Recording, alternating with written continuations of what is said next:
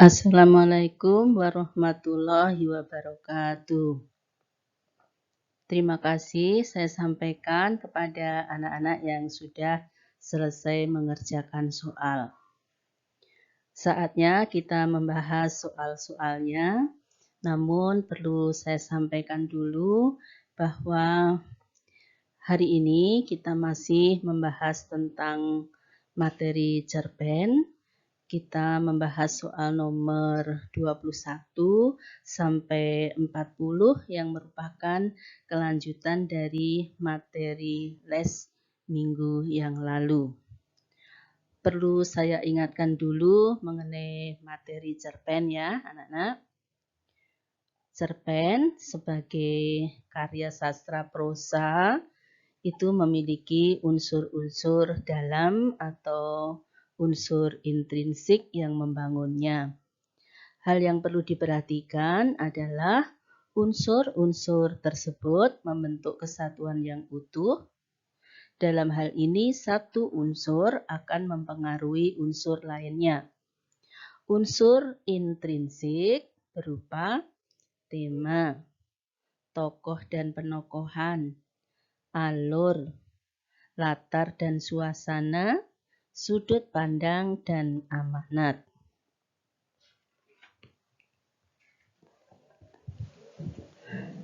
Masih ada lagi. Selain unsur intrinsik, cerpen juga dibentuk oleh unsur ekstrinsik. Unsur ekstrinsik merupakan unsur pembangun yang berada di luar cerpen. Seringkali cerpen merupakan cerminan kehidupan masyarakat. Cerita yang ditulis dalam cerpen merupakan cerminan dari kehidupan nyata. Namun, dari tokoh-tokoh fiktif dalam cerpen, kita dapat menemukan nilai-nilai kehidupan. Ada perbuatan baik yang dapat kita tiru, dan ada pula perbuatan buruk yang sepatutnya kita jauhi. Adapun nilai-nilai yang terdapat dalam cerpen itu ada nilai agama, nilai sosial, nilai moral, dan juga nilai budaya tentunya. Seperti jenis teks lainnya, cerpen juga memiliki struktur pembangun. Struktur pembangun cerpen hampir sama dengan jenis teks narasi lainnya, yaitu ada orientasi, komplikasi, dan resolusi. Ada lagi tentang ciri kebahasaan cerpen. Anak-anak, ciri kebahasaan cerpen yaitu menggunakan majas. Penggunaan majas atau gaya bahasa. Majas atau gaya bahasa merupakan cara pengarang mengekspresikan jiwa, perasaan, dan pikirannya dalam media bahasa. Demikian yang ada kaitannya dengan cerpen. Baiklah, kita bahas soal-soalnya mulai nomor 21.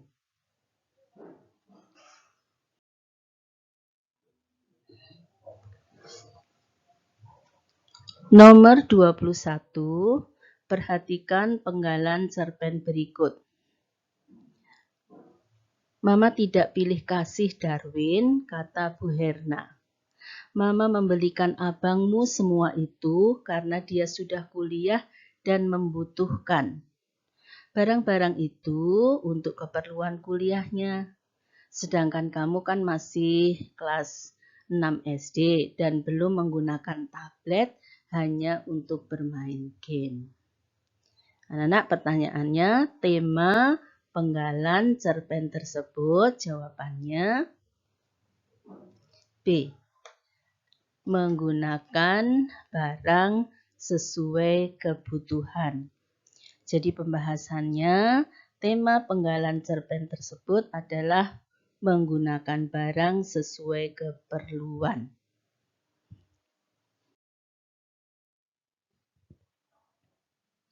Nomor 22, perhatikan penggalan cerpen berikut. Ada apa dengan angin malam ini? Rimbunan pohon diam berdiri seperti tanpa nyawa. Hembusan nafas terdengar begitu jelas. Berjalan di kerumunan manusia, namun tetap begitu sunyi. Awan berkumpul sambil berdiskusi. Ada apa dengan malam? Pertanyaannya, majas yang tampak pada penggalan cerpen di atas yakni jawaban yang tepat C. Pembahasannya, jawaban C itu personifikasi. Majas yang tampak pada penggalan cerpen di atas yakni personifikasi karena membandingkan benda yang tidak bernyawa seperti pohon dan awan seolah-olah mempunyai sifat seperti manusia, dapat bernafas dan berdiskusi. Nomor 23, perhatikan penggalan cerpen berikut.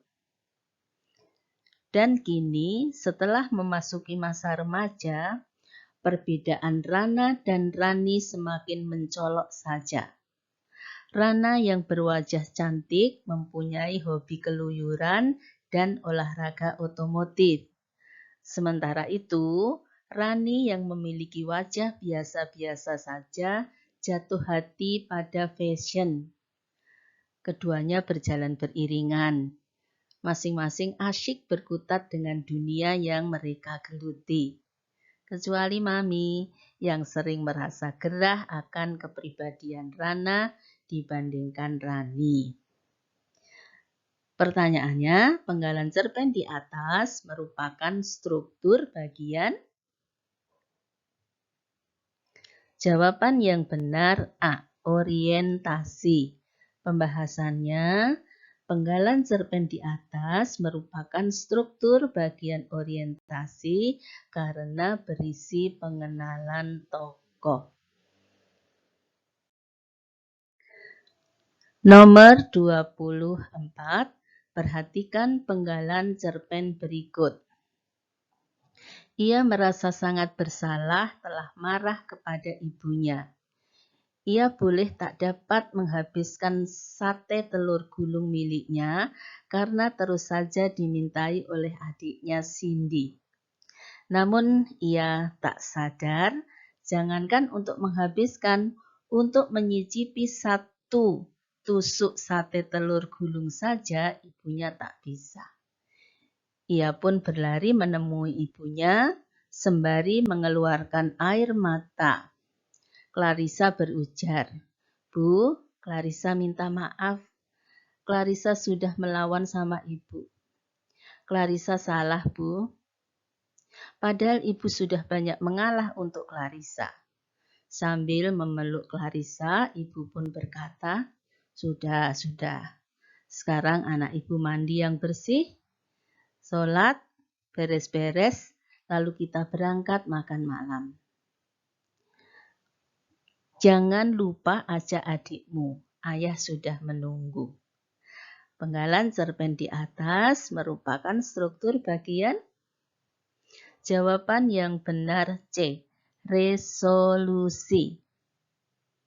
Pembahasannya, penggalan cerpen di atas merupakan struktur bagian resolusi karena berisi pemecahan masalah.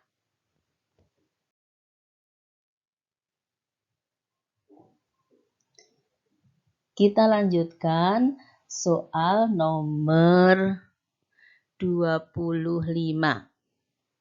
Sekali lagi kita lanjutkan soal nomor 25. Bacalah penggalan cerpen berikut. Nomor 1.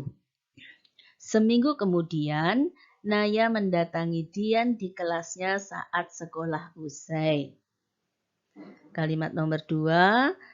Sesuai dengan kesepakatan lewat telepon semalam, siang ini mereka mencari tempat pengobatan alternatif untuk menyembuhkan penyakit yang didera Naya. Kalimat nomor 3.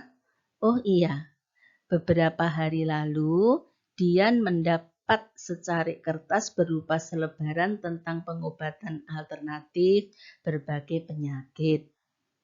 Kalimat nomor 4, selebaran itu dapat dari seorang wanita yang tidak ia kenal. Pertanyaannya, bukti latar waktu dan tempat pada penggalan cerpen tersebut terdapat pada nomor. Jawaban yang benar A. Nomor 1. Pembahasannya, bukti latar waktu dan tempat pada penggalan cerpen tersebut terdapat pada nomor 1. Seminggu kemudian, Naya mendatangi Dian di kelasnya saat sekolah usai.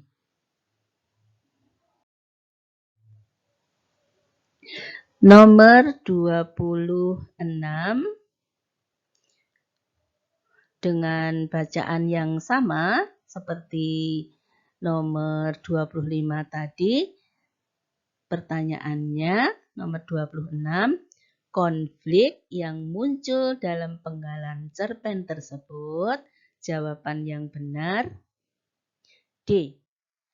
Dia ingin menyembuhkan penyakit yang diderita Naya. Pembahasannya, konflik yang muncul dalam penggalan cerpen tersebut adalah Dian ingin menyembuhkan penyakit yang diderita Naya. Nomor 27 dengan pertanyaan amanat yang tersirat dalam penggalan cerpen yang tadi sudah saya bacakan. Jawaban yang tepat yaitu D. Berobatlah ke dokter karena dokter memang ahlinya. Pembahasannya, amanat yang tersirat dalam penggalan cerpen tersebut, berobatlah ke dokter karena dokter memang ahlinya.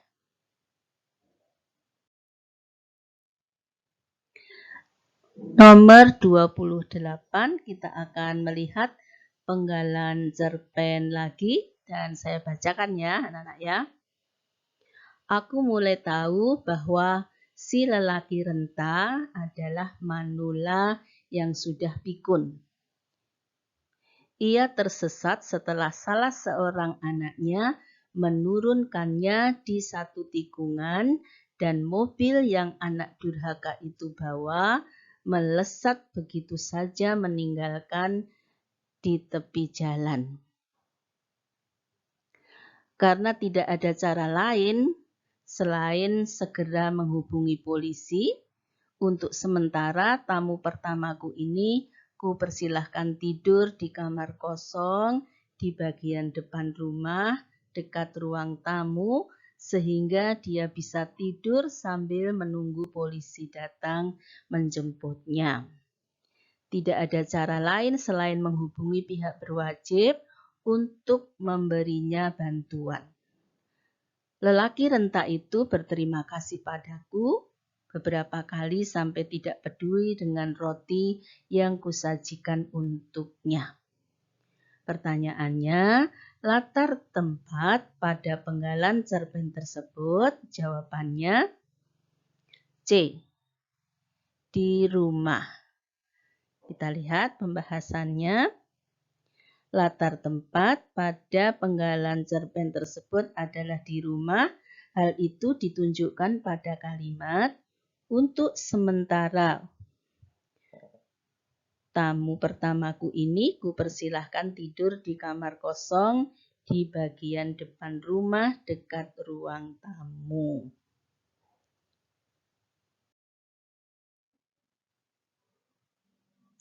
Nomor 29 dengan penggalan cerpen yang sama yang tadi sudah saya bacakan. Ini ada pertanyaan nomor 29, penggambaran watak tokoh aku pada penggalan cerpen tersebut. Jawaban yang benar D. Tindakan tokoh.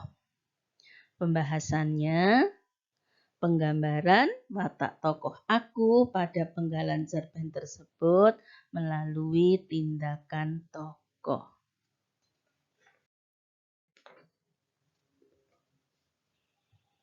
Nomor 30. Langsung saja saya bacakan pertanyaannya. Bukti bahwa tokoh aku memiliki watak suka menolong. Jawaban yang benar C. Menghubungi pihak berwajib untuk memberinya bantuan. Jadi pembahasannya sama, bukti bahwa tokoh aku memiliki watak suka menolong, yaitu menghubungi pihak berwajib untuk memberinya bantuan.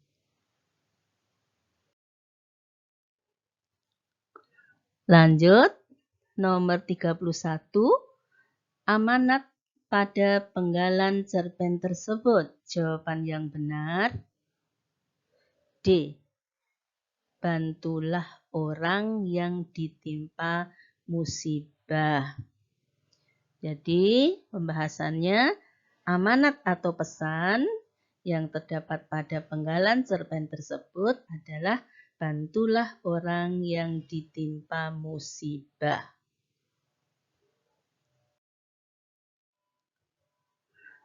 Nomor 32, ini ada penggalan cerpen lagi. Anak-anak, kita cermati penggalan cerpennya. Saya bacakan. Mas Adi tetap cengar-cengir sembari memakai toga di depan cermin. Gagah sekali dia. Sampai-sampai Ibu dan Sari melongo. Diam-diam, Sari mengusap setitik air mata yang tanpa sadar menggantung di sudut mata. Nasyar apa? Ulang Ibu. Tatapan matanya berkedip bagai mengandung bintang. Ah, ibu mana yang tidak bangga menyaksikan anaknya menjadi sarjana. Dan sarjana itu diraih dengan banting tulang tanpa menyusahkan orang tua. Toga sudah terpakai. Mas Adi kini membelakangi cermin. Matanya tenang. Bila aku berhasil menjadi sarjana, aku akan kayuh becak ke kampus. Ibu dan Sari menjadi penumpang istimewa.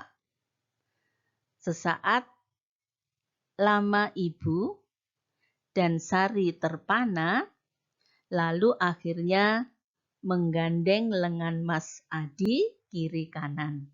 Ibu dan Sari menahan tangis kegembiraan. Anak-anak bacaannya cukup panjang ini. Kita lihat pertanyaan nomor 32. Latar suasana yang menonjol dalam penggalan cerpen tersebut ditunjukkan oleh kalimat yang benar C. Diam-diam Sari mengusap setitik air mata yang tanpa sadar menggantung di sudut mata. Ya, pembahasannya tentu saja latar suasana yang menonjol dalam penggalan cerpen ditunjukkan oleh kalimat diam-diam Sari mengusap setitik air mata yang tanpa sadar menggantung di sudut mata.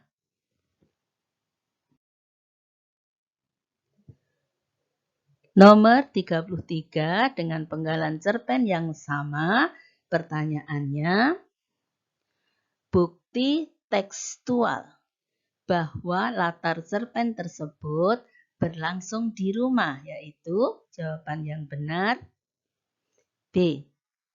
Mas Adi tetap cengar-cengir sembari memakai toga di depan cermin. Pembahasannya nomor 33, bukti tekstual bahwa latar cerpen tersebut berlangsung di rumah, yaitu ada kalimat Mas Adi tetap cengar-cengir sembari memakai toga di depan cermin.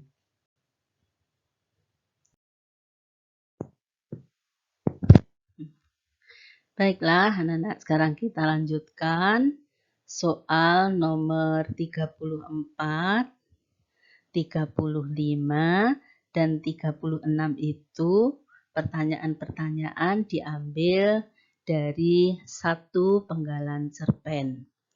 Saya bacakan penggalan cerpennya. Suatu kali, di antara dua rumah yang hanya berbatas pagar bambu yang dulu dibuat Pak Maslim. Pagar setinggi pinggang orang dewasa, sebatas leher anak-anak, dengan harapan ia bisa melongok ke rumah tetangga. Percik itu kian menjalar. Saat Pak Tacin masuk ke dalam mobil hendak berangkat bekerja, saat itu pula Pak Maslim keluar dari rumahnya. Tanpa sadar mata mereka beradu. Pandang yang tak sengaja. Entah siapa yang menyiram, mereka tiba-tiba seolah terbakar. Pak Maslim berbalik ke dalam rumah seolah-olah tidak mau bertemu dengan Pak Tacin. Demikian pula, Pak Tacin buru-buru menaikkan kaca mobil.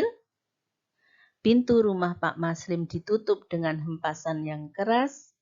Pintu mobil Pak Tacin ditutup dengan hempasan yang tak kalah keras. Oke, nomor 34. Amanat yang tersirat dalam penggalan cerpen tersebut, jawaban yang benar adalah A. Hormati dan hargailah orang lain. Jadi pembahasannya memang amanat yang tersirat dalam penggalan cerpen tersebut adalah hormati dan hargailah orang lain. Nomor 35, penggalan cerpen di atas merupakan bagian. Jawaban yang benar B. Komplikasi. Pembahasannya, penggalan cerpen di atas merupakan bagian komplikasi.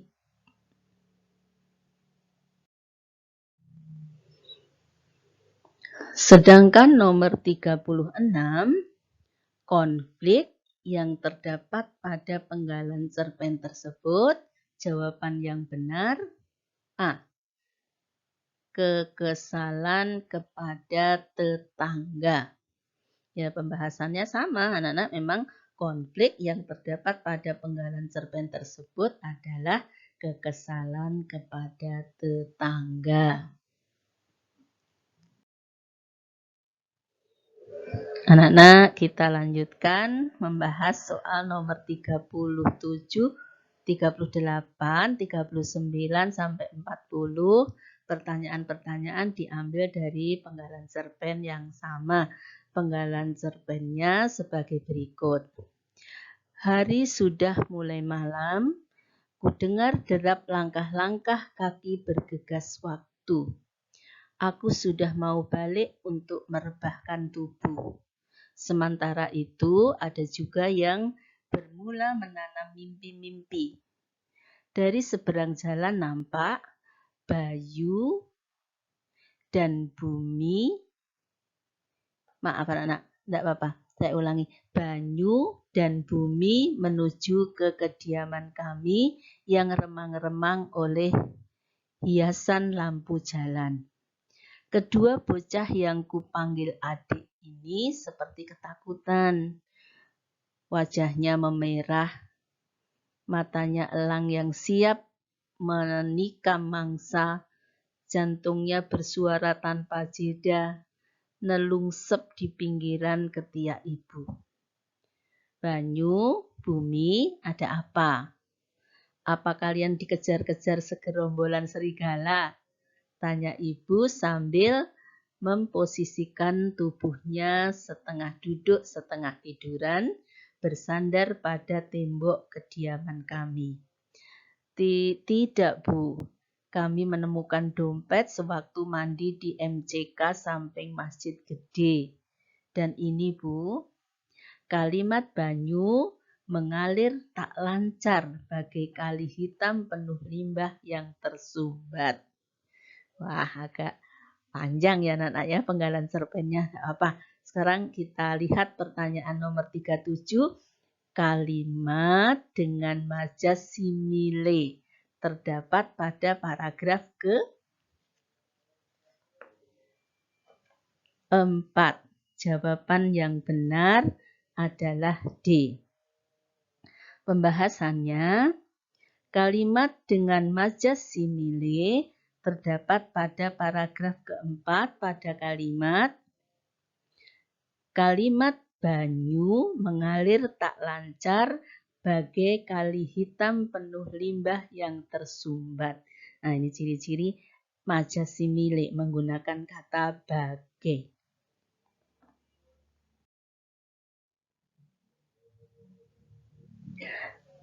Nomor 38, sekarang pertanyaannya, sudut pandang pada penggalan cerpen tersebut. Jawaban yang benar A. Orang pertama pelaku utama.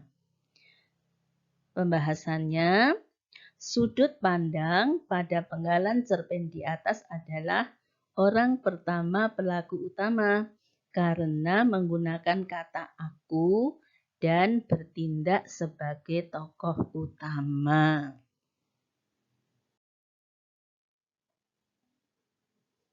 Mari, sekarang nomor 39 pertanyaannya. Latar waktu dan latar tempat penggalan cerpen tersebut. Jawaban yang benar B. Malam hari, waktu, di rumah, tempat. Jadi jawabannya B. Malam hari di rumah. Pembahasannya, latar waktu dan tempat penggalan cerpen di atas adalah malam hari di rumah. Hal itu ditunjukkan pada kalimat, hari sudah mulai malam, ku dengar derap langkah-langkah kaki bergegas waktu. Aku sudah mau balik untuk merebahkan tubuh. Sementara itu, ada juga yang bermula menanam mimpi-mimpi. Dari seberang jalan nampak banyu dan bumi menuju kediaman kami. Kediaman kami ini yang remang-remang oleh hiasan lampu jalan.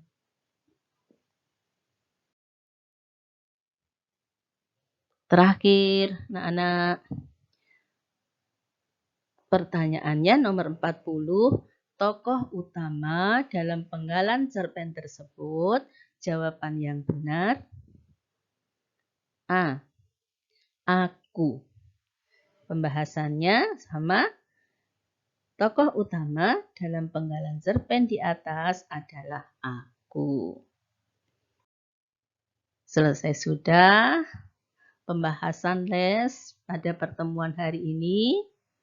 Mudah-mudahan nanti anak-anak memperoleh hasil yang bagus tentang materi cerpen. Saya ucapkan terima kasih pada kalian. Namun, jika ada yang belum paham terkait penjelasan yang Ibu sampaikan, anak-anak bisa langsung bertanya kepada Ibu melalui grup WA kelas masing-masing. Sampai jumpa pada pertemuan berikutnya. Tetap semangat. Salam sehat selalu. Saya akhiri. Assalamualaikum warahmatullahi wabarakatuh.